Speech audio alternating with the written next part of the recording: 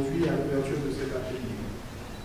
Ma présence ici témoigne clairement de l'importance que mon gouvernement accorde aux droits de la personne, ainsi que de notre détermination à promouvoir et protéger les droits fondamentaux, même dans les circonstances difficiles que nous vivons aujourd'hui.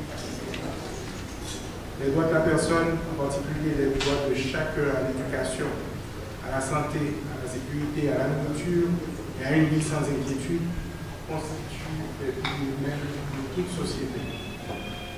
Leur protection et leur respect sont essentiels au développement, à la paix, à l'harmonie et à la fraternité. Depuis déjà plusieurs années, Haïti présente régulièrement des rapports relatifs aux conventions internationales ratifiées, notamment à travers le mécanisme de l'examen périodique universel des droits de l'homme.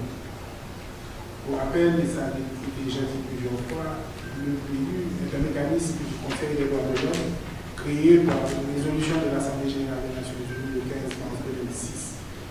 Il permet de passer en revue les réalisations de l'ensemble des États membres de l'ONU en matière de droits de l'homme. Chaque pays est examiné par ses pairs sur la base de son rapport national dans un esprit d'égalité et de transparence.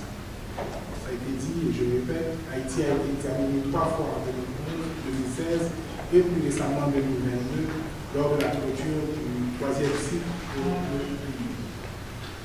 Et lors de notre dernier examen en 2022, 82 pays sont intervenus et nous ont adressé 221 recommandations.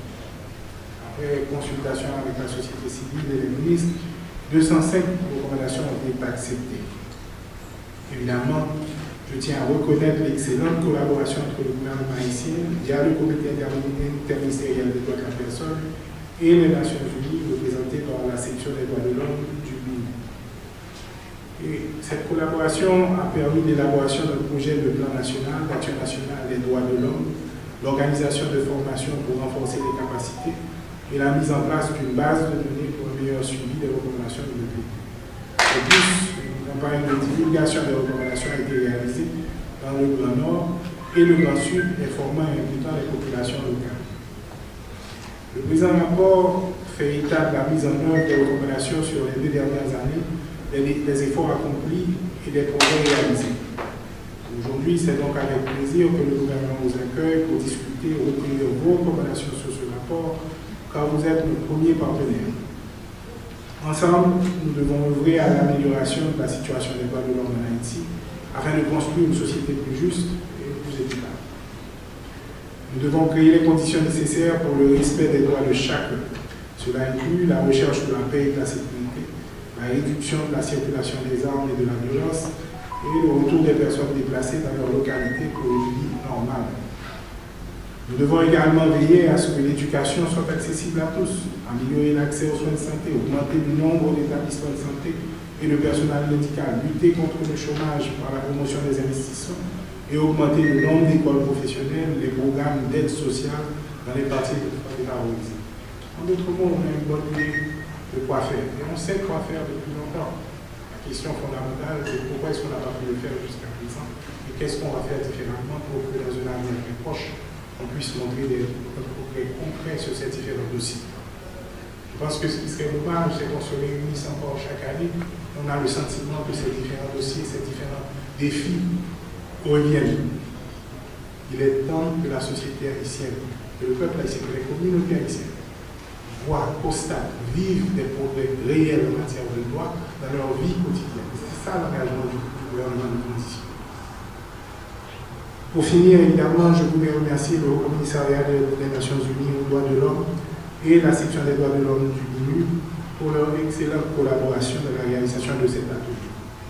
Je vous demande de sortir de cette pièce avec des recommandations concrètes, bien identifiées dans le temps, pour pouvoir obtenir à la fois le gouvernement et ses partenaires imputables de résultats.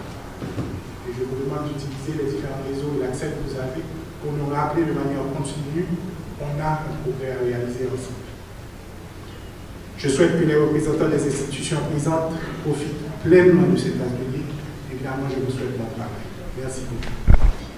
Mesdames et messieurs, l'engagement du BINU et de sa section des droits de l'homme envers le comité interministériel des droits de la personne, CIDP, et les autorités n'a pas faibli au cours de ces derniers mois en matière d'appui technique sur les questions des droits de la personne. En collaboration avec la Commission interaméricaine des droits de l'homme, CIDH, le BINU a par exemple organisé des journées de formation virtuelle pour des cadres de l'administration et des membres de la société civile sur la question de la soumission et le suivi des cas de violation des droits de l'homme devant la Commission. Le BINU a également fourni des équipements informatiques au point locaux du CIDP dans plusieurs ministères à Port-au-Prince, mais aussi dans les régions, pour suivre de manière plus précise la mise en œuvre de l'EPU sur le terrain. Le BINU croit que le CIDP doit jouer et peut jouer un rôle crucial dans sa fonction de conseil auprès du gouvernement et des ministères sur les questions transversales affectant la pleine jouissance des droits des citoyens haïtiens. À cette occasion, je tiens à réaffirmer l'engagement ferme et décidé du BINU et des Nations Unies en Haïti à continuer de soutenir Haïti pour qu'il remplisse ses obligations internationales, et cela conformément aux priorités nationales établies par les autorités de transition. Je suis convaincue que tous ceux présents ici aujourd'hui partagent le même engagement pour travailler ensemble en faveur de la stabilité, de la paix et de l'avenir de tous les Haïtiens et les Haïtiennes. Merci.